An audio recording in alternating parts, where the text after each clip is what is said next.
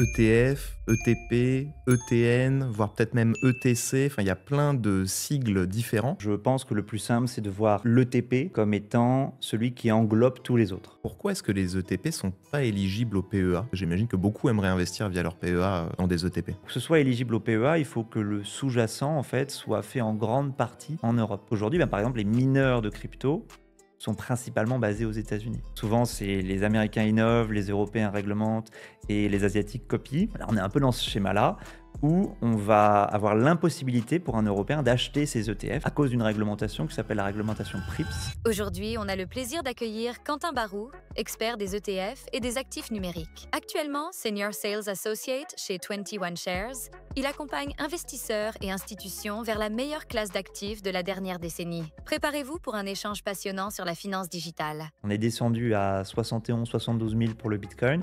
Beaucoup de retail ont vendu en disant j'ai perdu 30-35%, la crypto c'est pas fait pour moi. Mais par contre, pendant cette période-là, ce qui était très intéressant, c'est qu'on a vu les instits justement venir nous voir en disant je trouve qu'à 72 c'est un très bon prix, et ils ont commencé justement à rentrer. Pour le moment uniquement Bitcoin ou tu sens quand même qu'il y a aussi de l'Ether, il y a aussi d'autres cryptos ou là pour le moment c'est vraiment Bitcoin, Bitcoin. Énormément de flux sur Solana ces derniers jours, voire ces dernières semaines, sur nos ETP. On voit vraiment ce shift qui arrive. Est-ce que c'est une prémisse d'une altcoin season? Salut Quentin, Salut Robin, bienvenue sur le podcast. merci. Ravi de te recevoir aujourd'hui. On va parler de pas mal de choses. On va parler ETF, ETP, les équivalents des ETF européens. On va parler institutionnalisation de la crypto, du Bitcoin. On va parler de 21 Shares, là où tu travailles, et Mhm. de plein d'autres sujets. Mais déjà, est-ce que tu peux commencer par te présenter et présenter 21 Shares? Oui, alors donc Quentin, j'ai 26 ans. Je travaille à 21 Shares depuis un tout petit peu moins de 2 ans. Qu'est-ce que j'ai fait avant? J'ai fait 2 masters en finance. La crypto, ça fait depuis pas mal d'années que je suis dedans. Et j'ai voulu vraiment faire ce pont entre la finance traditionnelle et la finance crypto. Donc c'est pour ça que j'ai rejoint 21 Shares il y a un petit peu moins de 2 ans dans l'équipe distribution, donc pour couvrir les marchés francophones, donc à savoir la Suisse romande, la France, Belgique, Luxembourg.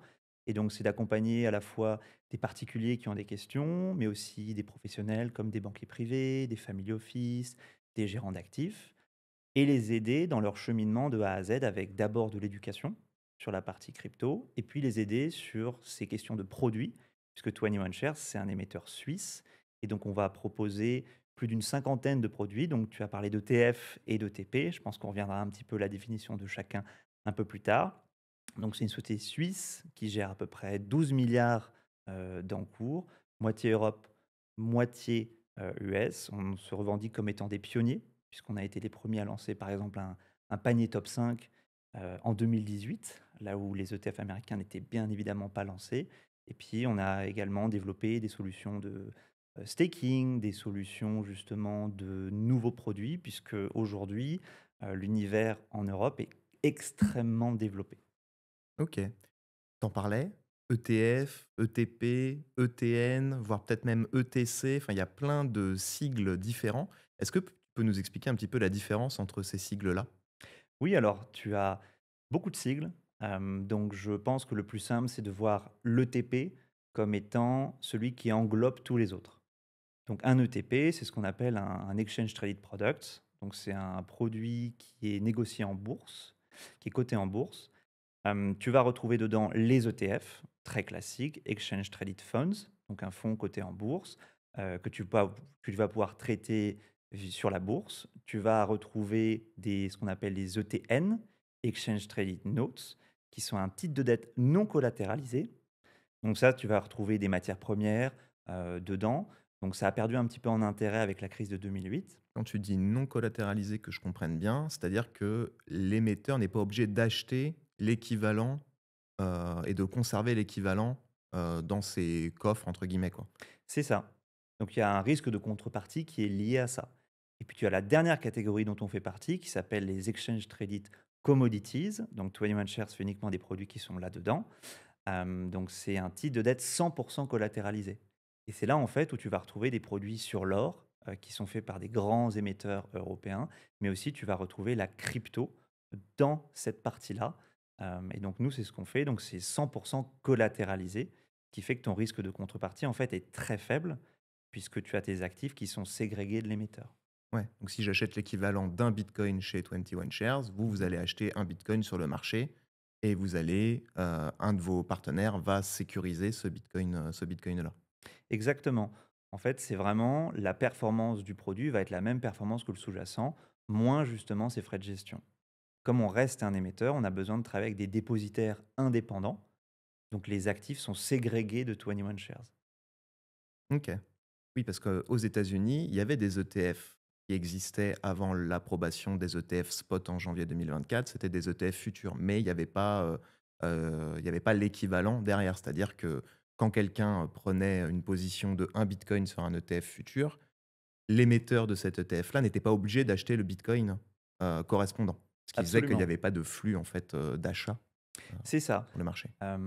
Donc la bonne nouvelle, c'est qu'ils ont maintenant lancé des ETF spot en janvier 2024. Donc on en fait partie aussi, puisqu'on a un produit aux États-Unis. Mais avant, c'est vrai qu'on était basé que sur des futures. Donc tu n'avais pas exactement tout à fait la même performance entre cet ETF futures et l'ETF spot, puisque maintenant, un ETF spot, comme il est 100% backé par justement les bitcoins ou d'autres tokens, tu as vraiment la même performance. Donc c'est une avancée majeure qui est arrivée, donc comme tu disais, en janvier 2024. Mais ça ne veut pas dire que l'Europe a été en retard, puisqu'en fait l'Europe a des produits depuis 2018 en 100% physically backed ou collatéralisés. Et donc nous, on a été les pionniers avec 21 Shares. On a besoin d'éduquer de plus en plus, puisqu'il y a cette question de ramification dont je parlais, puisque certains appellent ça un ETN 100% collatéralisé, d'autres vont appeler ça un ETC, certains vont l'appeler un tracker, alors que les Américains mettent tout sous la bannière ETF. En Europe, les règles sont un petit peu différentes, donc on doit trouver la bonne appellation du produit, qui fait que pour un particulier, ça peut être très complexe de naviguer dans cet écosystème-là. Donc il a bien besoin de regarder chaque constituant et comment fonctionne justement ce produit-là. Toujours complexifier les choses en Europe, sinon c'est pas rigolo.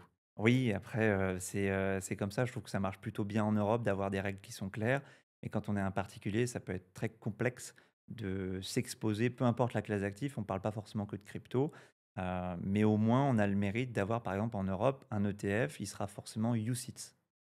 C'est pour ça qu'on n'a pas d'ETF crypto en Europe, à proprement parler, puisqu'il y a cette notion UCITS. Donc c'est une réglementation européenne qui impose de la transparence. Pour la crypto, c'est plutôt simple, mais qui impose surtout de la diversification.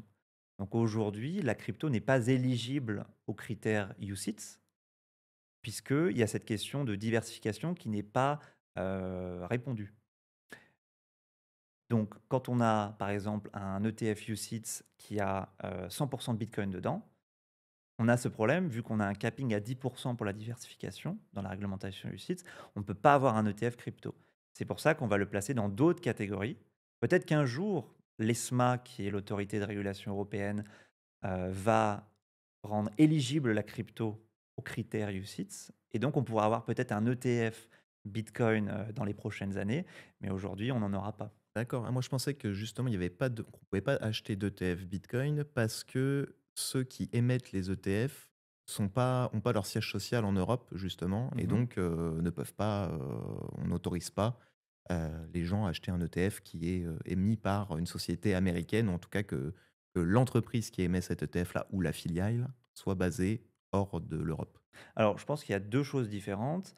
Là, moi, je parlais plutôt des critères d'éligibilité pour un acteur européen de lancer un ETF avec du Bitcoin dedans. Donc un ETF Bitcoin Spot basé en Europe. Aujourd'hui, c'est pas possible. Par contre, là, le point dont tu parles, c'est plutôt la question de la possibilité d'acheter les ETF qui ont été lancés en janvier 2024, qui sont basés, en fait, qui sont de droit américain. Il y a encore une réglementation en Europe, parce qu'on aime bien la réglementation. Souvent, c'est les Américains innovent, les Européens réglementent et les Asiatiques copient. Là, on est un peu dans ce schéma-là, où on va avoir l'impossibilité pour un Européen d'acheter ses ETF à cause d'une réglementation qui s'appelle la réglementation PRIPS. Donc, c'est que ces produits-là ne sont pas disponibles pour les acheteurs européens. Par contre, eux, en fait, ont cet accès aux ETP, dont on parlait juste avant, qui eux, en fait, existent depuis plus de 7 ans. Si vous appréciez le podcast, mettez un j'aime, commentez, ça nous fait extrêmement plaisir et ça nous soutient. Merci beaucoup. Allez, on reprend. OK. Et justement, comment est-ce qu'on se procure si on veut acheter un ETP, par exemple, de chez 21 Shares? Comment est-ce qu'on fait?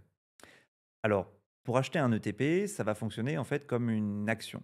Donc, c'est-à-dire que c'est un produit qui est coté en bourse, qui va répliquer à 100% le prix du sous-jacent, que ce soit un top 5, un top 10, de l'Ether ou du Bitcoin. Et comment est-ce qu'on va y accéder? En fait, on peut y accéder tout simplement par la bourse. Donc, on va utiliser les enveloppes traditionnelles qu'on a, à savoir des comptes titres, par exemple. On va loger à la fois ses actions, ses obligations et ses ETP crypto au même endroit. On peut aussi le trouver dans ce qu'on appelle des plans d'épargne en retraite. Donc, c'est des enveloppes d'investissement donc très long terme. On va débloquer à sa retraite. Donc, on peut réduire ses impôts tout en investissant justement dans la thématique crypto via des ETP. Et après, on peut le retrouver aussi pour des questions où on a des fortunes un peu plus élevées dans ce qu'on appelle les assurances vie au Luxembourg. Donc, c'est des contrats, des enveloppes où justement on va pouvoir ajouter cette poche crypto et avoir aucun souci vis-à-vis de la fiscalité, vis-à-vis de la transmission de patrimoine à ses enfants, puisqu'en fait, toute cette gestion des clés, cette gestion du staking par exemple, en fait, va être gérée par l'émetteur.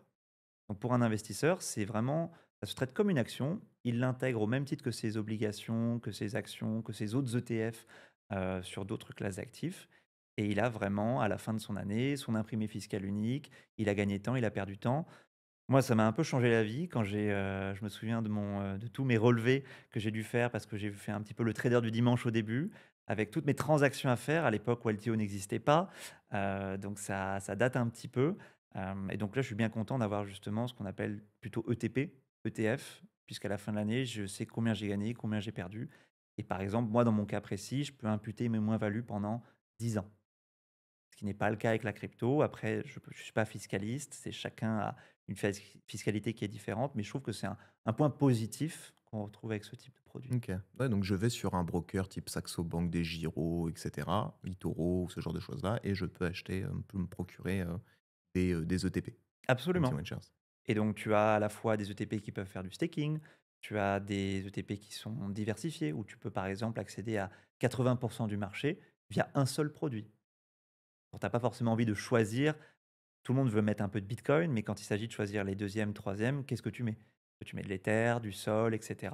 Là, avec un panier, tu suis le marché dans quasiment sa globalité. Et donc, tu as vraiment la performance globale du marché. OK. Et pourquoi est-ce que les ETP sont pas éligibles au PEA?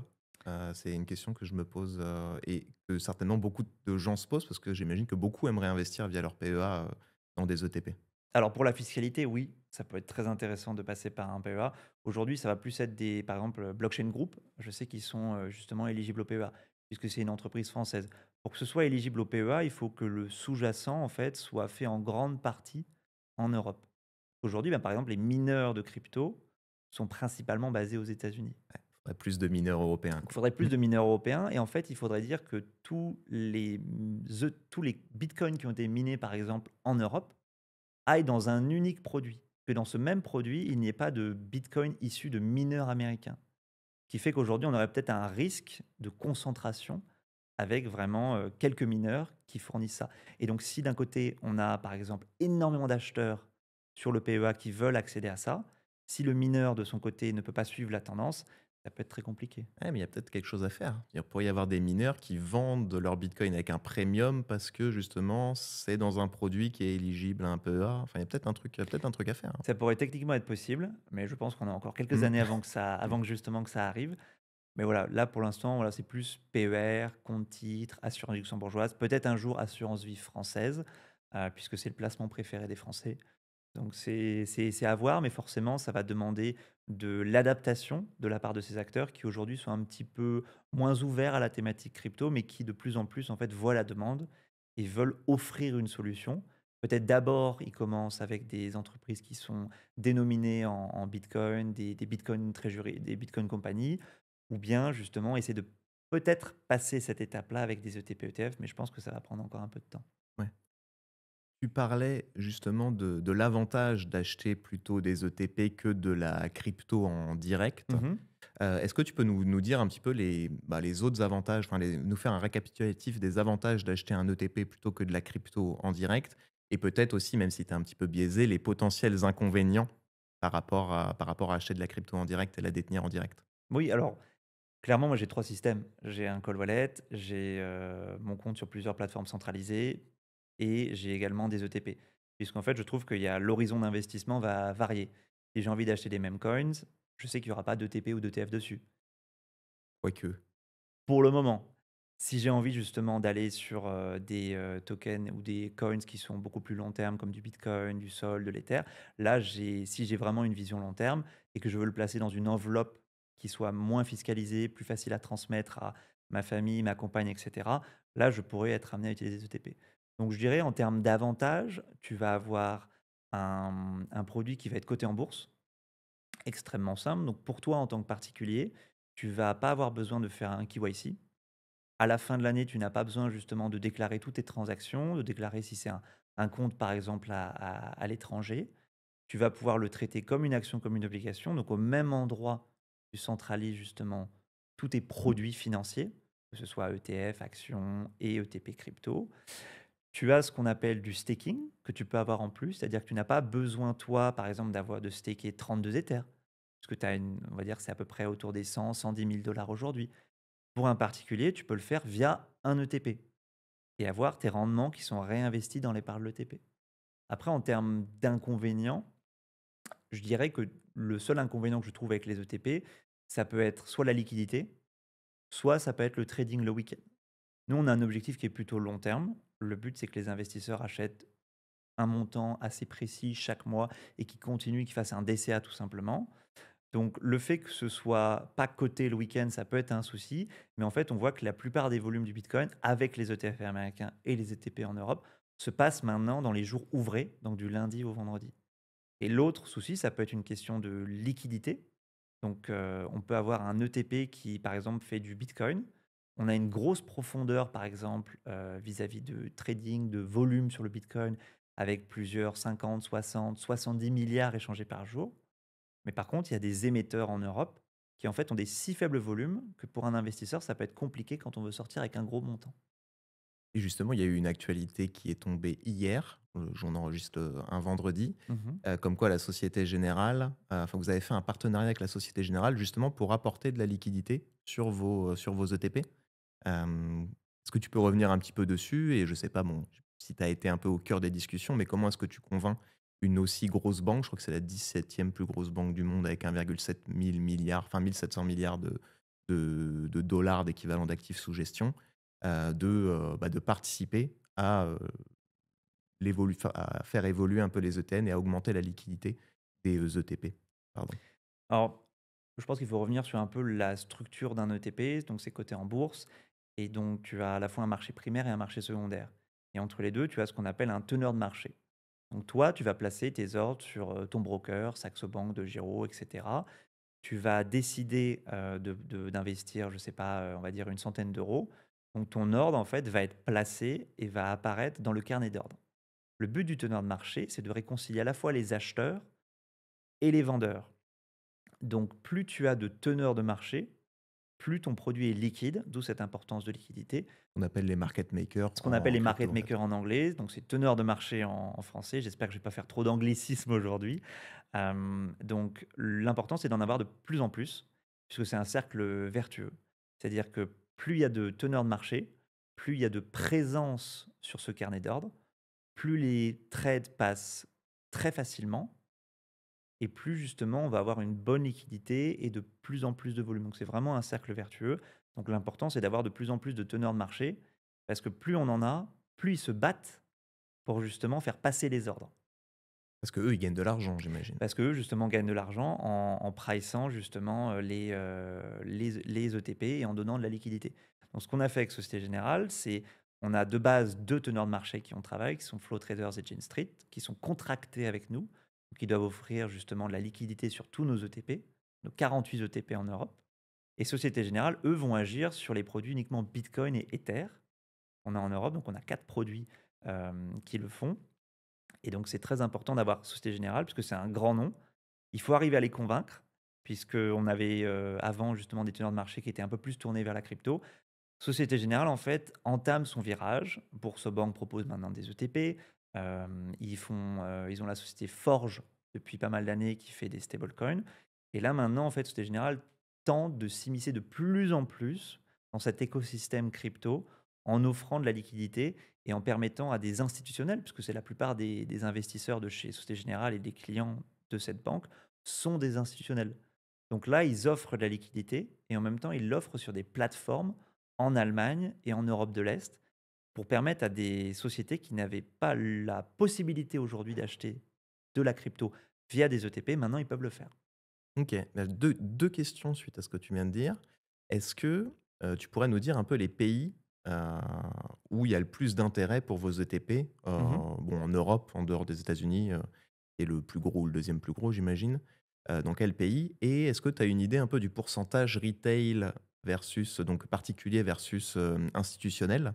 Et voir si vous, vous constatez vraiment une augmentation de la part des institutionnels Mmh. dans le volume, que vous gérez. Est-ce que vous gérez combien en termes de volume, On a 12 milliards en cours, donc moitié Europe, moitié US à peu près.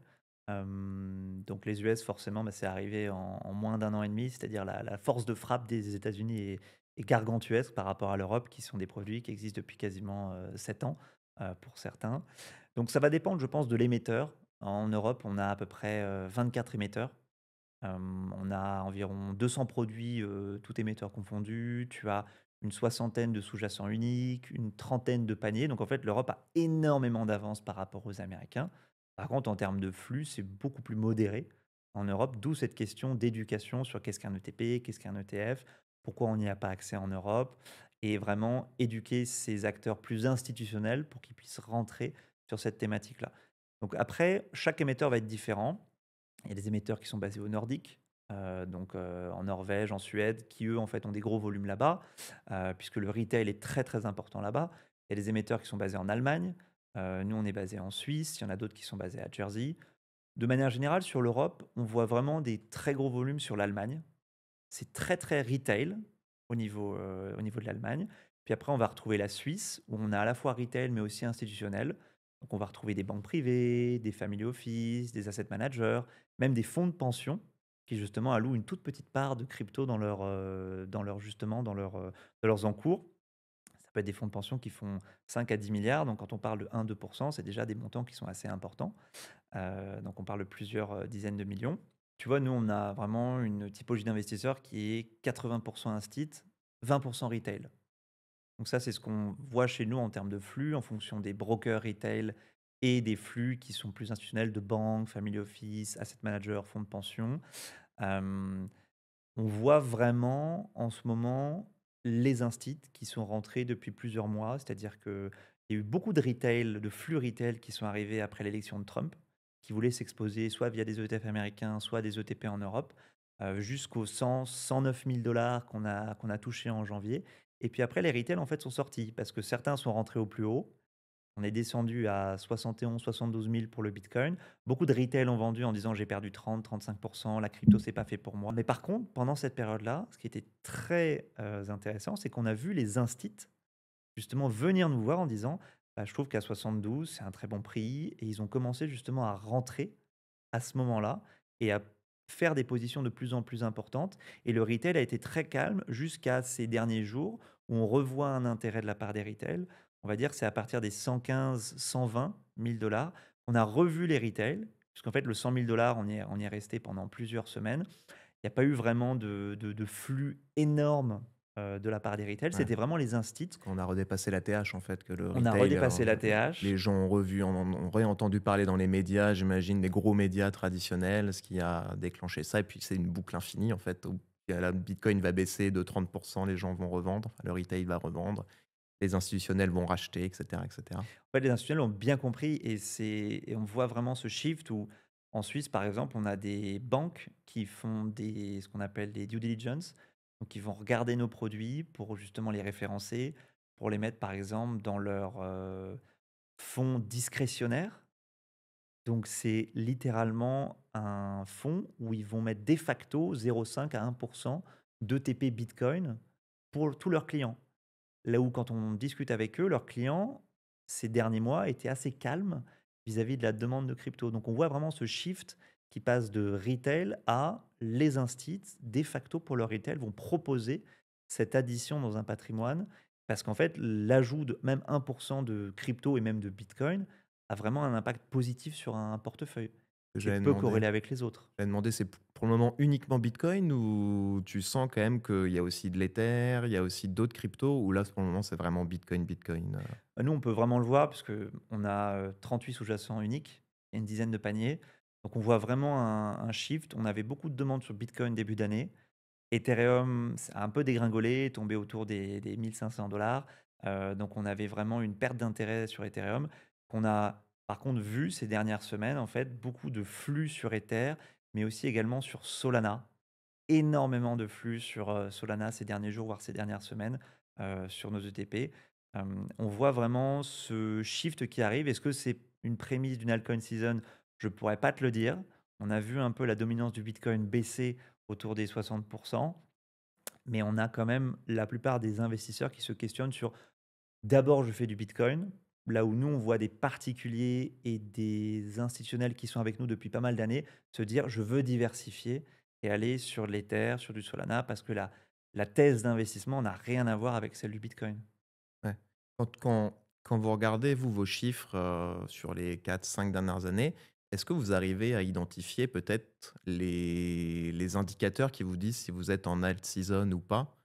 Nous, par exemple, sur Crypto, sur le site web, on arrive à savoir à peu près quand il y a des pics. Bon, le problème, c'est qu'on les time tout le temps, bah, 1 mois après. Est-ce que vous avez des indicateurs comme ça, qui vous disent un petit peu: «Ah bah, là, je pense que, tiens, il y a plus de retail, donc là, on est parti plus pour une alt season» ou est-ce que vous avez des petits indicateurs un peu de ce type-là? On a des dashboards sur Dune, clairement. Et puis après, il y a toute la partie recherche. On a 7 personnes justement qui travaillent à temps plein. Je t'en parlais un petit peu avant, mais voilà, on a pas mal de contenu de recherche, justement, où on parle sur qu'est-ce qu'Ethereum, qu'est-ce que Solana, est-ce qu'on est dans une alt season, on fait des newsletters. Donc on publie vraiment pas mal pour justement montrer que la crypto fait du sens et vraiment faire comprendre à tout individu.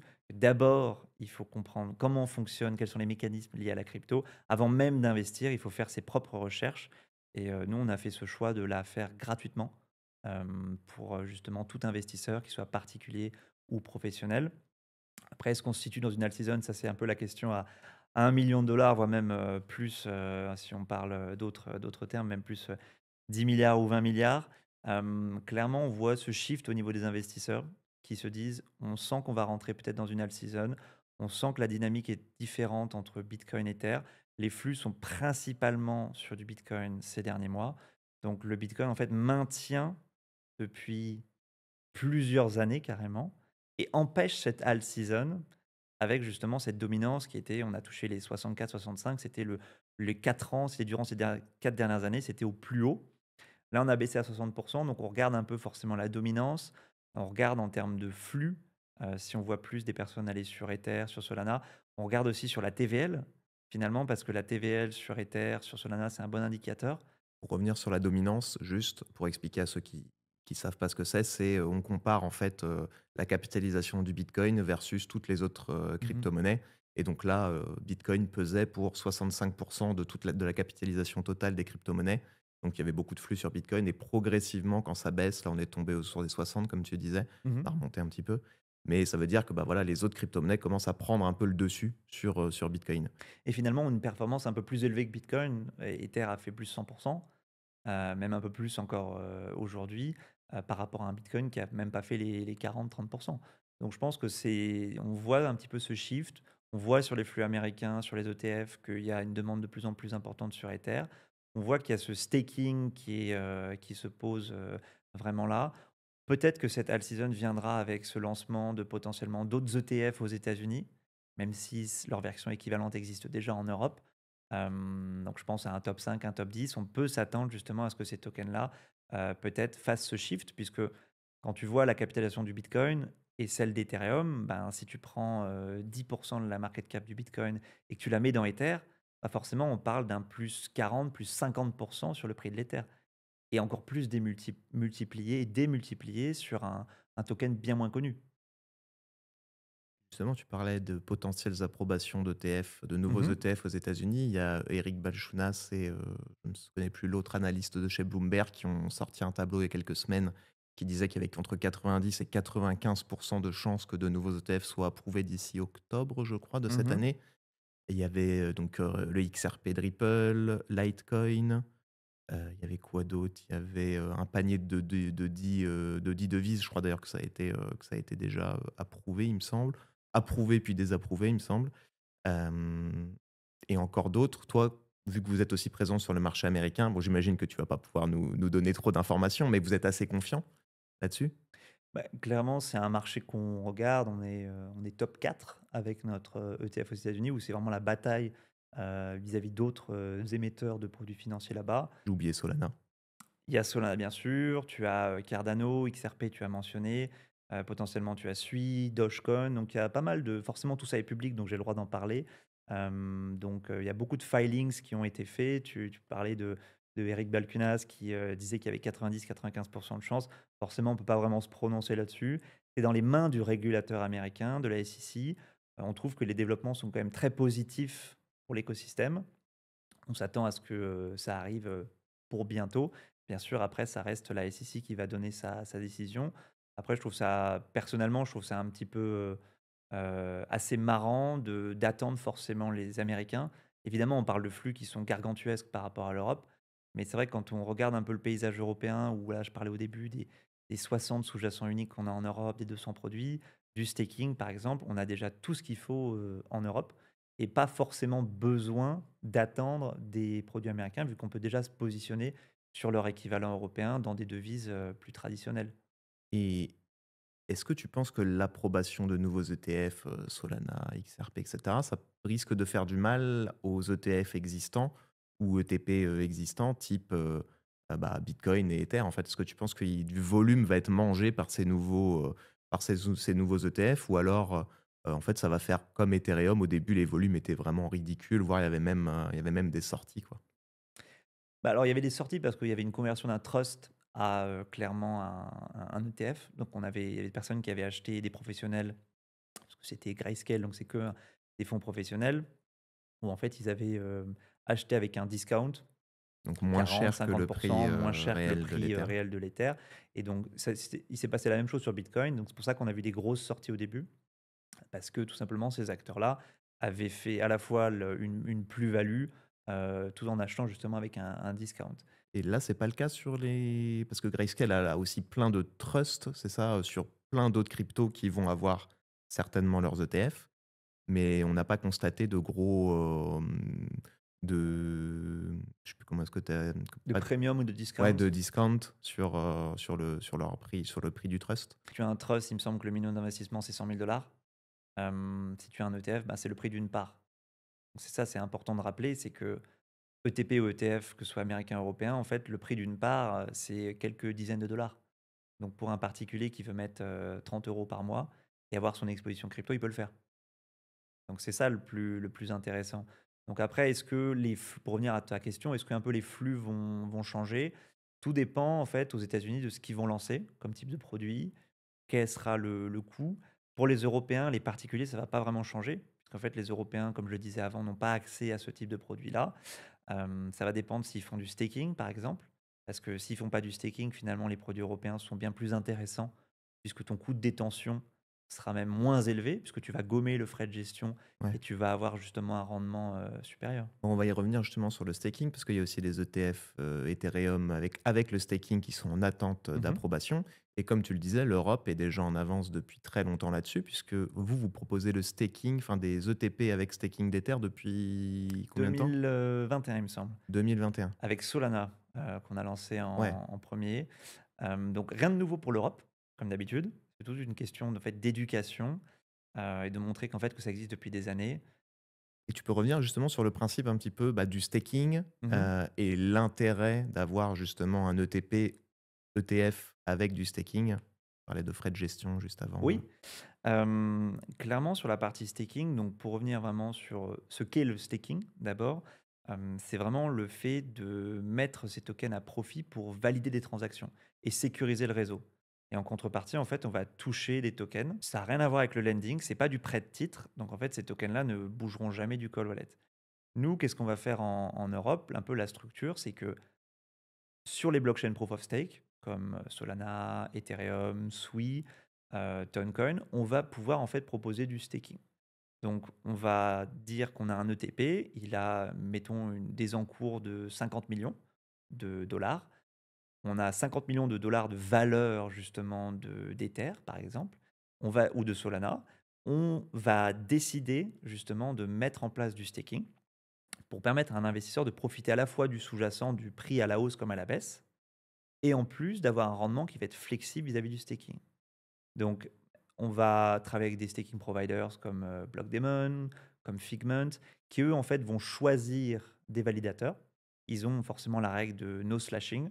Sur la crypto, c'est très facile de savoir qui a fait du slashing, qui en a eu, qui n'en a pas eu. Ils vont choisir ces validateurs. Et en fait, pour un investisseur particulier ou professionnel, il n'y a absolument rien à faire.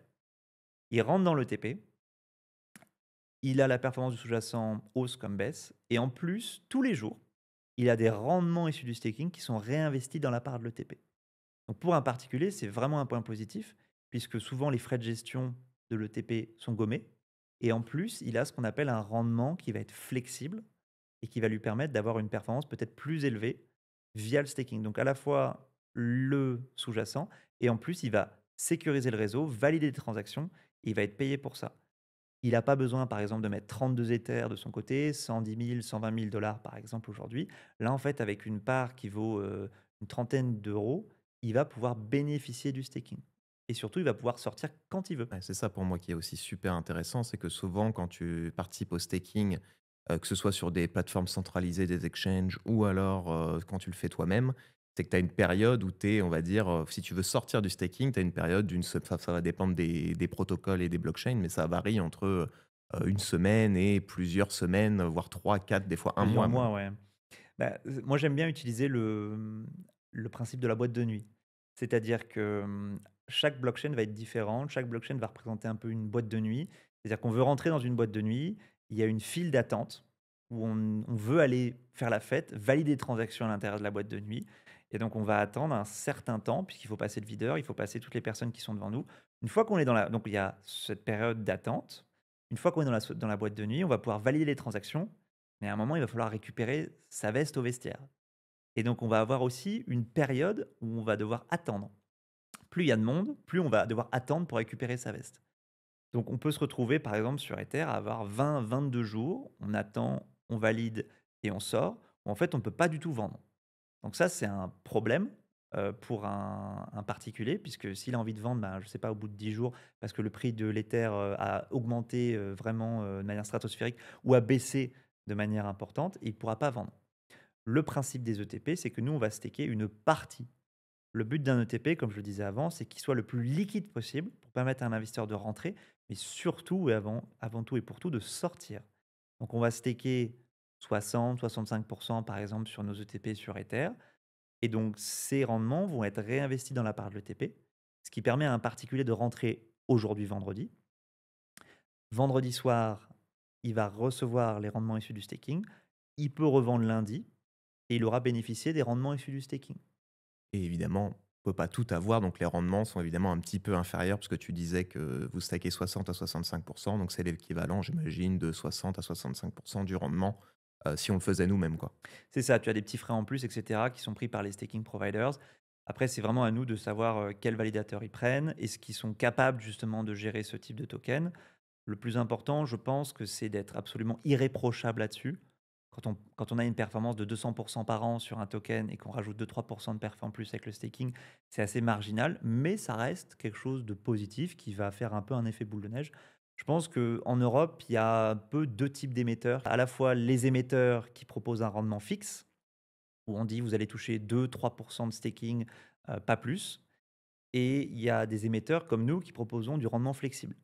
Si le réseau Solana marche très très bien, il y a de plus en plus de transactions pour le même nombre de validateurs, on va pouvoir donner plus. Nous, c'est un pourcentage. Solana, vu que la boîte de nuit elle est vachement plus courte, c'est plutôt 24 à 48 heures. Donc pour Solana, on peut staker bien plus parce qu'on a des produits qui sont bien plus importants en termes de taille. Donc un Solana, Certains vont dire, bah, nous, on donne 3% fixe. Nous, là, aujourd'hui, on est à 5%. Si demain Solana explose, on peut être à 6-7%. Là où l'autre émetteur pourra peut-être un peu avoir du mal et va dire, bah, moi, je donne toujours 3%. Et il y a cette question gestion des tokens, c'est-à-dire que nous, on a vraiment cette partie staking, on est très conservateur dessus. On va chercher absolument à ce que le produit soit le plus liquide possible. Certains émetteurs, ils vont staker 90 à 95% du produit. Si bien qu'il y a eu des histoires en août 2024, comme quoi il y avait un produit qui n'était plus liquide et une personne ne pouvait pas se sortir parce qu'il y avait justement du staking engagé sur Ethereum. Donc c'est très important d'être conservateur. Et puis nous, le fait d'être flexible fait qu'on s'adapte justement aux conditions du marché. Si un jour le staking de Solana baisse drastiquement, un émetteur qui donne 3% de rendement sur Solana va devoir passer à la caisse et va ne plus même être en capacité de donner ces 3%. Et d'un autre sens, en fait, cet émetteur-là pourra profiter du rendement très élevé sur Solana pour prendre toute la différence. Donc cet émetteur-là risque de staker plus au plus possible puisqu'il empochera justement la différence. Donc c'est très important d'avoir cette transparence vis-à-vis du staking qui certes apporte 2-3% par an sur de l'Ether, il va apporter 4-5% sur du Sol. Très important d'être irréprochable là-dessus et de vraiment utiliser une approche qui est plutôt conservatrice en disant on veut absolument que vous puissiez sortir de l'ETP et en même temps profiter du staking. Et le fonctionnement, j'imagine, sera le même pour les ETF Ethereum avec staking aux États-Unis? Absolument. OK. Il n'y a pas que ce critère de unbonding period et de boîte de nuit qu'on retrouve sur les ETP ETF. C'est aussi ce critère de combien est-ce qu'on a eu de création de parts, de rédemption ces dernières semaines, combien est-ce que le produit fait en termes de taille, est-ce qu'il a suffisamment, par exemple, d'encours, parce que tu ne peux pas staker forcément 80% quand tu as un produit qui fait 2-3 millions. Si un investisseur sort, tu peux avoir un problème de liquidité. Donc nous, comme on a souvent les plus gros produits sur Ether, Sol, XRP, etc., de toute l'Europe, on a cette capacité, même très conservateur, de staker 60-80% des ETP. OK. Et tu parlais donc de l'équipe recherche que vous avez qui est assez, importante, on peut dire, en tout cas Mhm. qui produit beaucoup de travaux. Est-ce que tu peux nous en dire un peu plus sur votre vision, du marché? Comment est-ce qu'il a évolué ces dernières années, ces derniers mois? Et est-ce que vous suivez un petit peu plus précisément là, ce que vous avez sur votre, to-do list à regarder là pour les prochaines semaines? Alors, l'équipe recherche, donc on est, voilà, il y a 7 personnes qui sont à temps plein, qui font des contenus en anglais, en français, en italien, en allemand, qui sont pour la plupart tous basés à Zurich, en Suisse, où on a notre siège social. On va regarder énormément de choses. Forcément, on est une entreprise qui est crypto-native. Donc, on va vraiment proposer un contenu de recherche qui est précis, spécifique justement à la classe d'actifs, mais tout en regardant un peu cet ensemble, cet écosystème d'ensemble vis-à-vis de la classe d'actifs crypto, traditionnels, obligations, equities, etc. Donc, les points qui ont été évoqués par la partie recherche, on vient de sortir justement notre mid-year outlook, où on reprend en fait nos 12 prédictions qu'on a faites en décembre. On regarde si on s'est trompé ou pas. Et alors? Et donc, on met des ratings entre 1 et 5 pour savoir si on a bien prédit globalement. Dans la plupart, on a été plutôt bien. C'est un mid-year market outlook, donc on a encore 6 mois devant Mi-année, nous. hein. C'est un rapport de la mi-année, mais dans la plupart des cas, on est très en ligne avec ce qu'on avait évoqué. Donc, on avait évoqué par exemple la détention en tant que réserve stratégique pour du Bitcoin. Ça a été annoncé par les États-Unis. On aurait bien aimé qu'ils en achètent. Pour l'instant, c'est plus les bitcoins saisis. Par contre, nous, ce qu'on a vu, c'est des États américains comme le New Hampshire, l'Arizona, qui eux, maintenant, ont fait des bitcoin bills et peuvent acheter jusqu'à 5% de bitcoin dans leurs réserves. Donc ça, c'est vraiment une avancée majeure. On voit aussi d'autres pays, par exemple, qui ont fait de l'adoption. Vraiment, je pense que le terme le plus important sur du bitcoin, c'est la partie adoption. Que ce soit direct, ETF, indirect, etc. On le voit aussi sur d'autres pays, donc le Brunei, le Salvador. Il y a la Pologne qui regarde justement pour faire des réserves dedans. Donc vraiment cette adoption côté pays, mais aussi une adoption côté ETF. C'est-à-dire que les ETF et ETP dans le monde sont quasiment à 200 milliards d'encours. Donc on est plutôt sur 20-22 milliards Europe, le reste États-Unis. Donc on a vraiment une adoption massive sur du Bitcoin où on voit des retail, certes qui achètent via leur compte d'investissement aux États-Unis, mais surtout des institutionnels. On a des banques privées, on a des fonds de pension américains, Trump a justement fait un executive order pour pouvoir le rajouter dans ce qu'on appelle les plans d'épargne retraite américains, les 401(k), justement pour rajouter une petite poche crypto dedans. Donc on voit cette Et adoption arriver. le montant, c'est à peu près de cette épargne C'est 9 retraite américaine? Ouais, c'est 9 000 milliards, ouais, à 9 peu 000 près. milliards, voilà, Ouais, 9 donc même si trillions. ça représente 0,5 c'est un flux financier assez énorme, hein. C'est un flux financier assez énorme, donc on voit de plus en plus d'acteurs ajoutés à cela. Donc que ce soit en réserve stratégique pure, que ce soit aussi des banques qui proposent du direct, en Europe, aux États-Unis aussi, que ce soit des ETF ETP, mais également aussi ce qu'on voit, c'est les Bitcoin Treasury Companies. Des stratégies maintenant, des métaplanètes, des blockchain groups, qui accumulent de plus en plus du Bitcoin. Donc, si bien qu'aujourd'hui, sur les 20 millions, quasiment 20 millions de tokens, de coins qui sont en circulation pour Bitcoin, 14,5 millions n'ont pas bougé depuis plus de 6 mois. Donc, on a à la fois une énorme demande où les Américains, les Européens achètent de plus en plus de Bitcoin, beaucoup plus que ceux qui sont créés chaque année. On a à peu près 160 000 bitcoins qui sont créés chaque année maintenant, après le dernier halving qu'on a eu l'année dernière.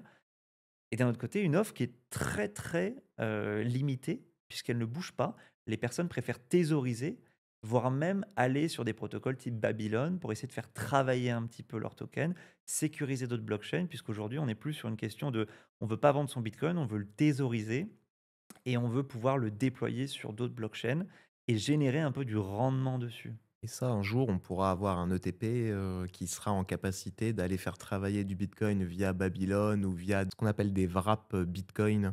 C'est-à-dire qu'on va passer par un intermédiaire qui va nous, enrober notre bitcoin pour nous l'envoyer sur une blockchain comme Ethereum ou Solana pour aller le faire travailler.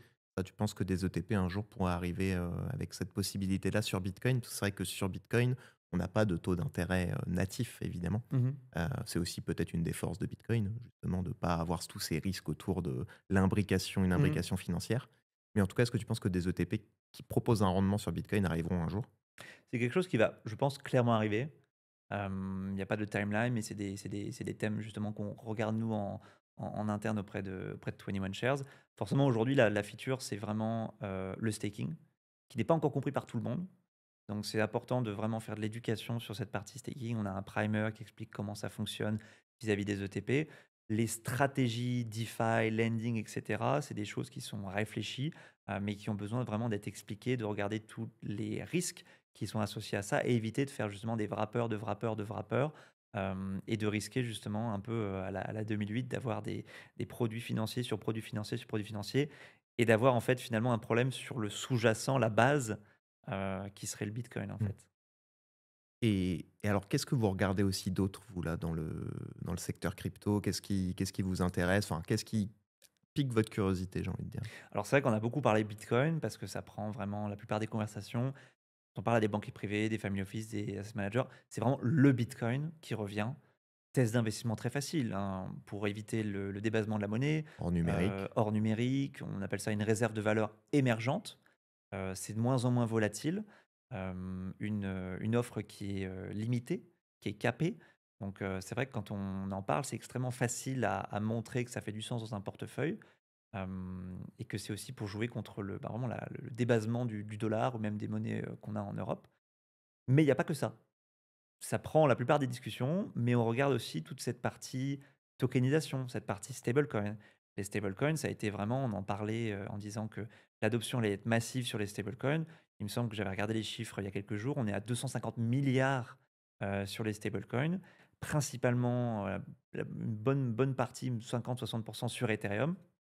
Solana qui arrive, Tron qui prend aussi une part assez importante. Stablecoin, c'est un vrai sujet, que ce soit pour les banques, pour envoyer d'un point A à un point B extrêmement facilement, que ce soit pour un Mastercard, un PayPal, pour faire du settlement qui est quasiment instantané, plutôt que de faire un virement bancaire qui peut passer, qui peut attendre plusieurs jours et qui sera chargé en termes de frais. Donc pour nous, le stablecoin, c'est quelque chose qui est vraiment une tendance qu'on regarde. On a nos dashboards sur Dune où justement on regarde la taille des stablecoins et forcément bah, c'est en augmentation constante. On mettra les liens d'ailleurs, Oui. en commentaire et en description, des dashboards et du rapport. Et après, tu as cette partie aussi de tokenisation qui est très importante.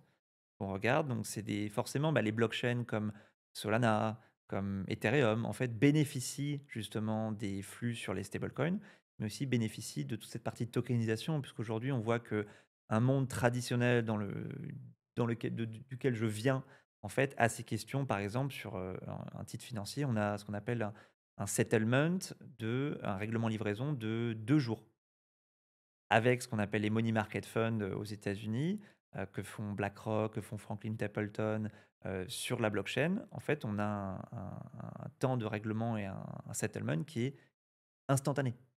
Donc en fait, on peut gommer plein d'acteurs, plein de frais dessus et d'avoir un investisseur qui dit: «Je veux acheter du money market fund, même si on est dimanche, je peux l'acheter». Donc là, en fait, c'est une tendance qu'on voit de plus en plus. Robinhood, Kraken se lancent justement sur des actions américaines tokenisées 24 heures sur 24 sur la blockchain Solana. Et là, ce qu'on voit, c'est vraiment cette bataille entre Solana et Ethereum. Solana grappille des parts de marché depuis pas mal d'années, à Ethereum parce que ça va plus vite. Certes, c'est plus centralisé. Il y a pas eu de problème il y a pas eu de il y a pas eu la blockchain, c'est pas arrêté depuis pas mal de temps.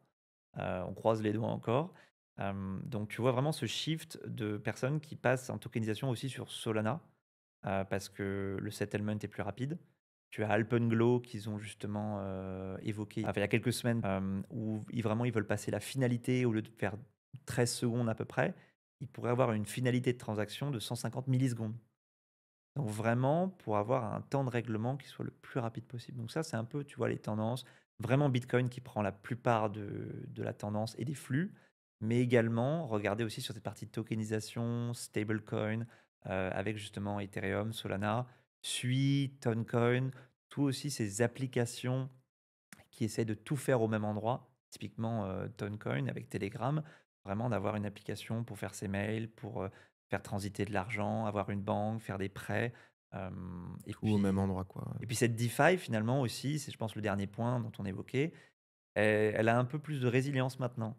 C'est-à-dire que AAV reprend de plus en plus de galons. On voit de plus en plus de frais qui sont faits sur cette plateforme-là. Il y a aussi tous les échanges décentralisés où Uniswap posera bientôt, via le token, plutôt que d'avoir un token de gouvernance, vraiment un utility token, on va pouvoir toucher justement une part dessus. On voit de plus en plus ce shift vers des tokens un peu moins connus et des projets qui sont un peu différents.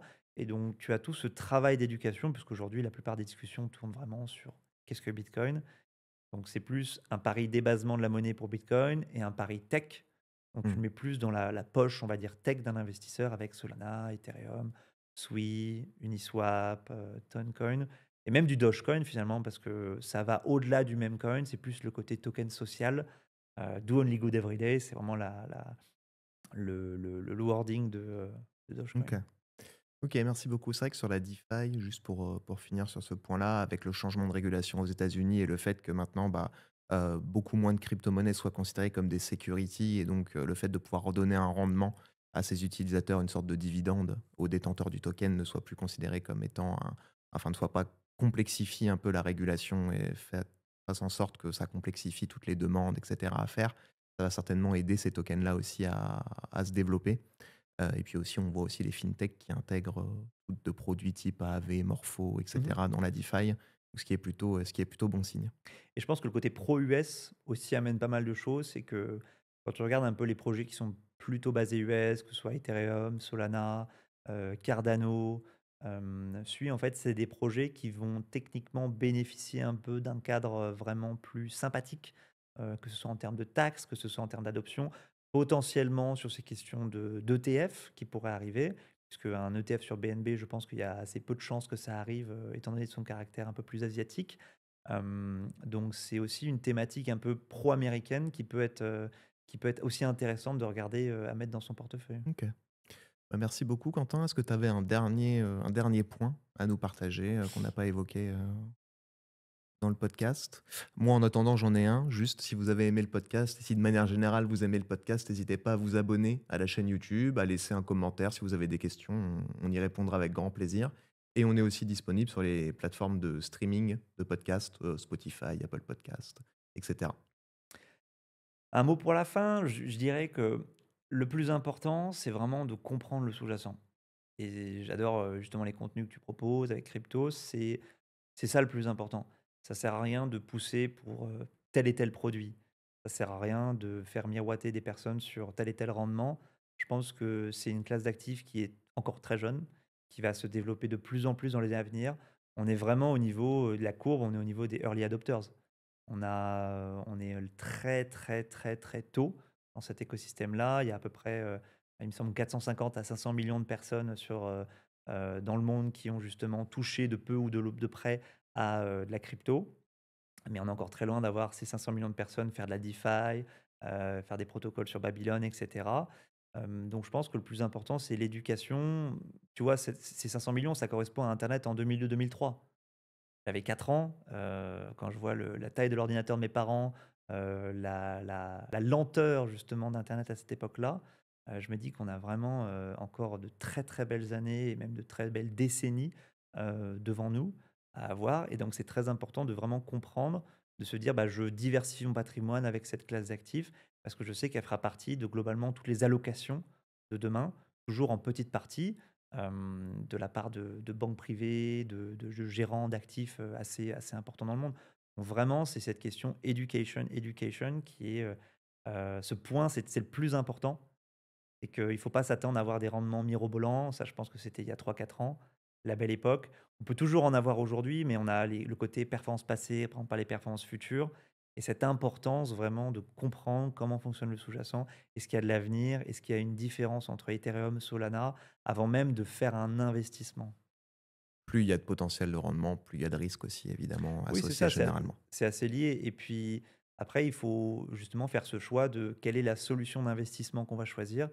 Moi, je ne suis pas que pro ETP et je dénigre toutes les autres formes d'investissement. Non, je pense que c'est important d'avoir plusieurs en fonction de son horizon d'investissement, en fonction de sa connaissance, de son envie, par exemple, de gérer ses propres coins ou ses propres tokens, ou alors cette volonté de se dire, bah, je préfère déléguer cette gestion à un acteur institutionnel et de profiter en même temps du staking sans même moi avoir besoin d'aller sur des plateformes ou même de faire moi mon propre nœud sur Ethereum. Merci beaucoup, Quentin. Merci Robin, un plaisir. À plus. Ciao, ciao.